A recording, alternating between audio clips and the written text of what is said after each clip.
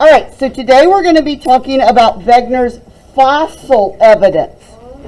Okay, we're going to be looking at the fossil evidence that he found on what is called Pangaea. This is just one snapshot of Pangaea. You can see it's not the whole thing, but it's one snapshot. It doesn't have everything in there, but it has a snapshot. And remember, Pangaea is the group of continents that are all put together in one supercontinent.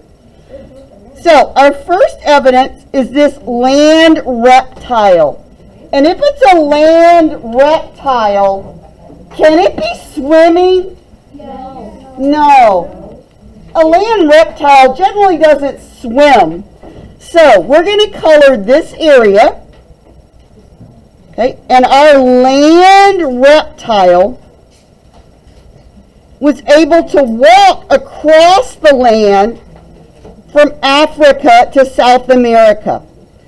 The only way that we could find fossil evidence of this land reptile on both of these continents was if they were connected. Okay?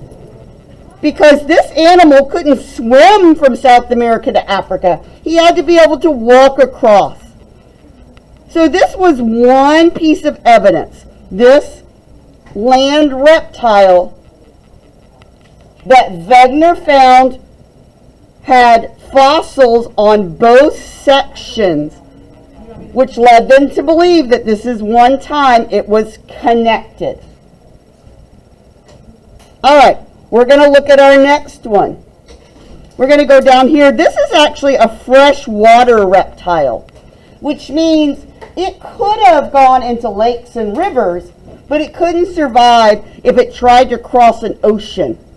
But again, we find the remains or the fossil evidence in Africa and South America. So we find fossil evidence in 2 continents. Remember, this is just a representation. It doesn't have everything. All right. So we found this reptile in both Africa and South America.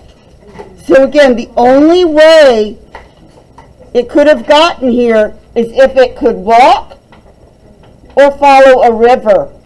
It could not have swum across an ocean from Africa to South America.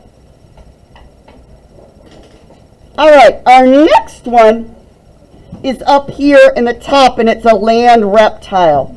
And this one's kind of special in that we find it in Africa.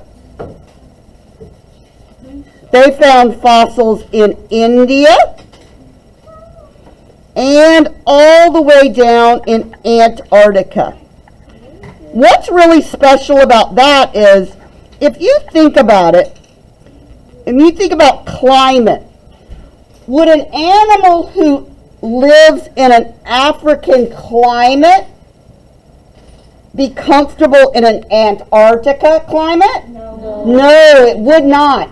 So this proved, not only did we find the fossils, but it also proved they were close together because of the climate.